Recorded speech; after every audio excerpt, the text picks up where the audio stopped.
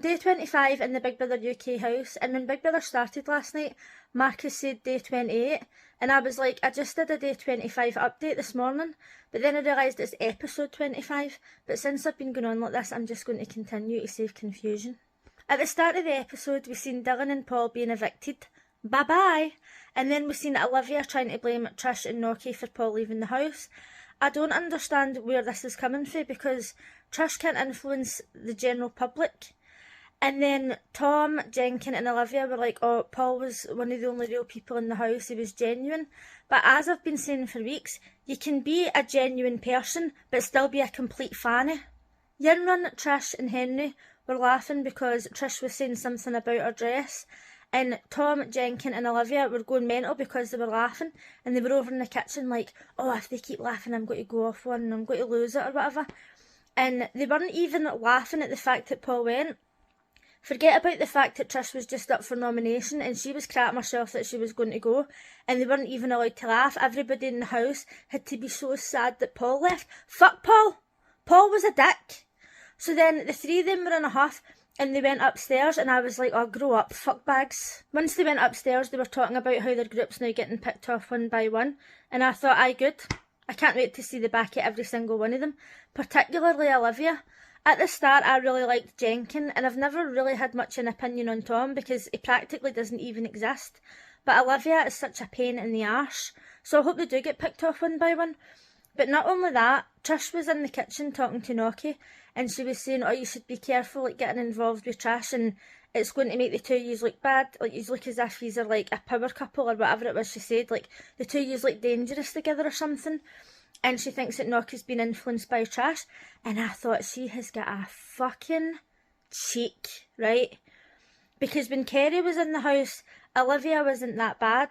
But as soon as Hallie went, Olivia was like talking about Kerry, like, oh, I don't really want to sit there, I'm just sitting there because I feel bad. And when people were saying nasty things about Olivia at the start, they were saying she was loud, aggressive and angry, and I was like, no, she's just Scottish.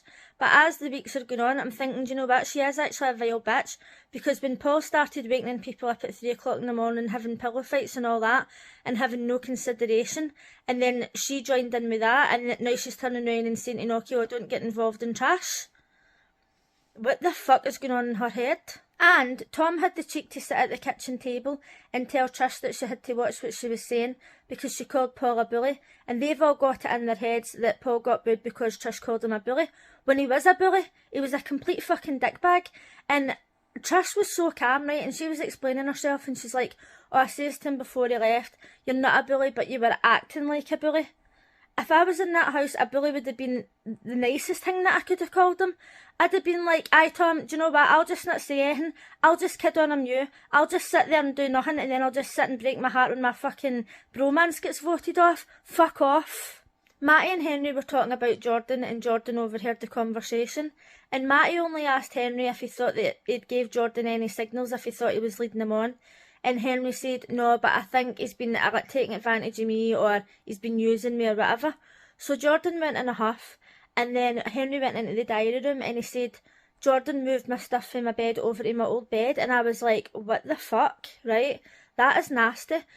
Like, let's be honest here, right? I know that Jordan doesn't really talk about his feelings and he doesn't really show his emotions that much, but bottling things up can be really toxic, right? If that was me and I heard people talking about me through a door, I would maybe listen. I maybe would listen for like a minute or two, right?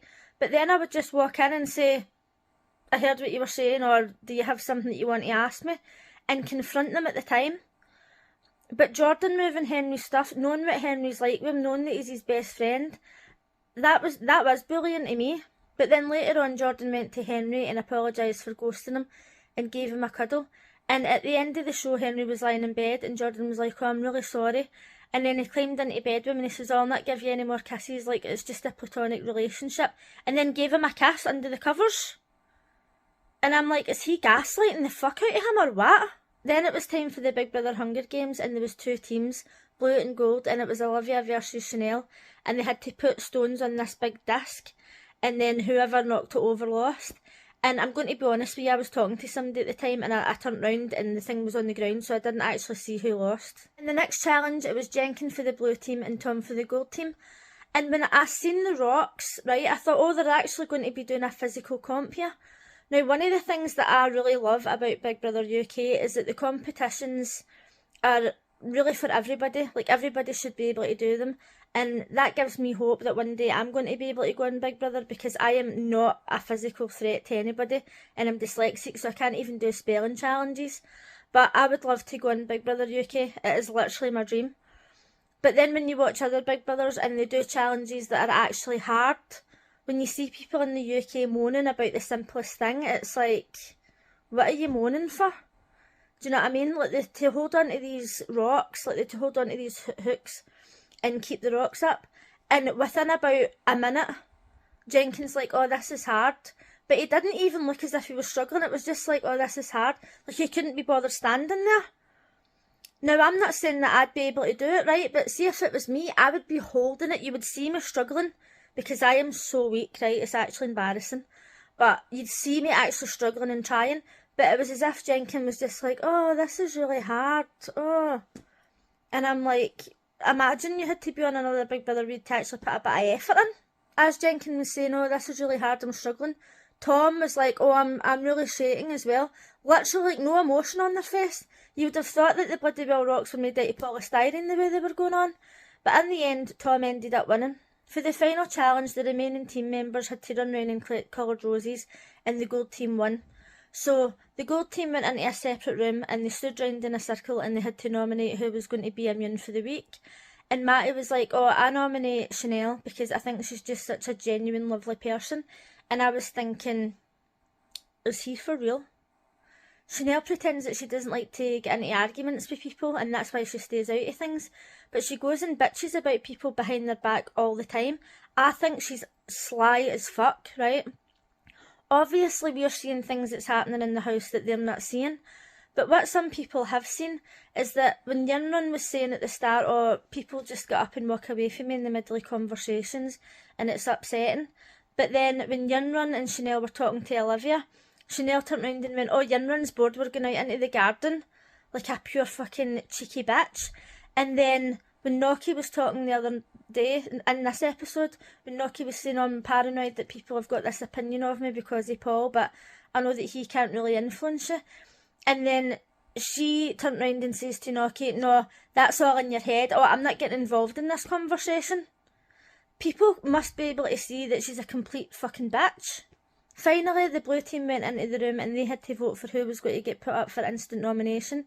And Jordan volunteered himself, and I was shocked, right? But he gave the reason that Trish has already been up 2 weeks in a row, Olivia's already been up. I can't remember what he said about Yunrun, but he says that it's Jenkins' birthday, so I'll put myself up, right? And I really felt like that was genuine.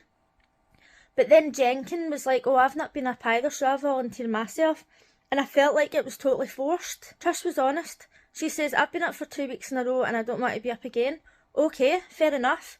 And then Yunrun was like, oh, I think that I want to get put up because I want to feel as if I'm part of the game. Oh, fake tears. And I was like, do you know what, at least she said something, right?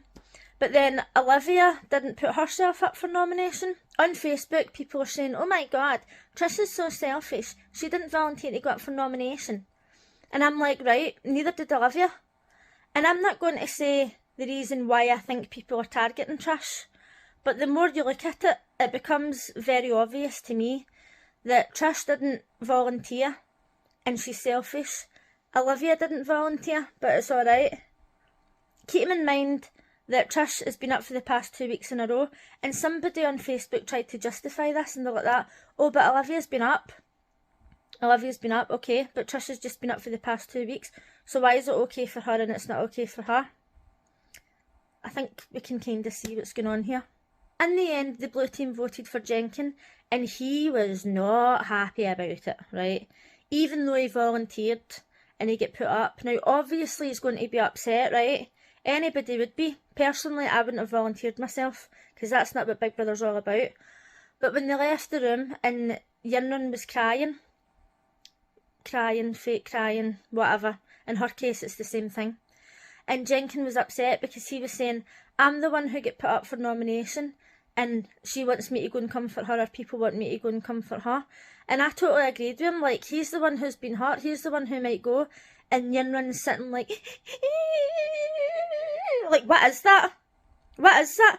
If your child had to cry like that, you'd be like, go to your room and come back when you're calm, right? When you watch Henry crying in the diary room, that's emotion, that's actually being upset, devastation, right? He's like, oh, like, really sad. Yinrun's just like, she pulls all these faces, right? And I know that everybody cries differently, but see if Sunset Beach ever makes a comeback, she's going to be the leading lady, because her acting is fucking diabolical. You don't have a bad bone in your body. Sorry.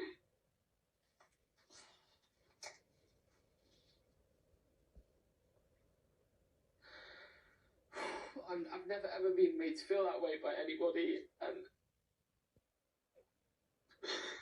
I hate that someone has been able to do that. But I felt like I was ghosted, and we went from being best friends yesterday to feeling like I didn't even exist today. It was time for Jenkins' birthday party, and they gave him a Kinder Bueno cake. That was so adorable. But then Yinrun came up to him and she wanted to apologise, and he says to her, like, I don't want to talk about it now, like, we'll just wait till tomorrow or after the party or whatever. And then she's like, right, okay, but, and then he's like, no, but I just don't want to talk about it. And then she's like, right, okay, but, and then carried on talking about it. And he's sitting there just like, being nice, and she's like, oh, but we'll carry on and we'll just enjoy the party. Aye, Yinrun, I'm trying to fucking enjoy my birthday party. Get to fuck. Jenkins, Chanel and Matty were trying to figure out why Trish called Paul a bully, and I thought, if they've got one brain cell each, maybe they can rub them together and figure out it was because he was inconsiderate, he was selfish, he kept people up at night, he was rude. Like, maybe that's why. Also, he tried to waste Yinrun's party. Whether Big Brother told him to do it or not, he was a complete dick. And I thought, how can they not see this? Do you know what I mean? I know that Big Brother edits things to make them look worse, but it's so clear why Trish was calling him a bully. Then she was in the diary room saying, I think that Paul's friends are naive. Like, they can only see the good in him, nothing that he does is wrong. And that is 100%, because then Matty was in the diary room later as well saying, if you're completely loyal to somebody, anything that they do, like, you can't see the wrong in it. And both of them are right. Paul's friends can't see any bad in him. Meanwhile, I can't see anything good. On the Late and Live show, they brought back Paul and Dylan, and they were saying that they had no idea that this love triangle was going on. And when they had watched the show, it looks as if there's a massive divide in the house. But actually, when you're in there, people are a lot closer than it looks, and people have more conversations. And Paul was saying that he totally didn't expect to get booed, and nobody in there's a bad person, nobody deserves to be booed. And he says, I wasn't expecting to get booed because, like, I advocate for, like, mental health. So he thinks because he advocates for mental health, he's somehow exempt for being booed. When he was in the house, he was keeping awake that had physical illnesses and physical things that you could see, and who clearly said, I've got MS or I've got fatigue or whatever. It reminded me so much of toxic religious people who say, oh, I go to church every Sunday, I pray every day, oh, I'm so pure and amazing, and they go and bitch about everybody behind their back and tell people that they can't be gay and try and control everybody's lives around them. But it's like, oh no, you can't tell me I'm bad because I pray. A few years ago there was a guy collecting money for the homeless, and I was on my lunch break, and at this point when you were walking down the street it was like, oh, can I speak to you, have you got a minute, have you got a minute? And I just wanted to be left alone to have my lunch. And this guy for the shelter charity, I just went, no, and I walked past and he went, oh, do you not care about homeless people? And I was like, do I not care about homeless people? You're getting paid £12 an hour. What's your boss getting paid? What's your boss's boss getting paid? Where is my £2 or £3 a month going to actually reach homeless people, right? That guy thought that he was doing a good thing by standing there collecting money for charity, while he was getting paid more than I get paid. That's what Paul's mentality is like. He's like, oh, I stand up for people with mental health and I speak up about it. Aye, okay, but you're still a fucking prick. Just in case you can't tell, I'm still glad he's gone. But as of now, Jenkins up for nomination, and then there's going to be nominations again on Tuesday. And I really hope Olivia's up. I think that Trish will be up again, but I hope Olivia's up and I hope she goes. Let me know in the comments who you think is going to be nominated and who you would like to see going this week. And if you would like to talk more about Big Brother, give me a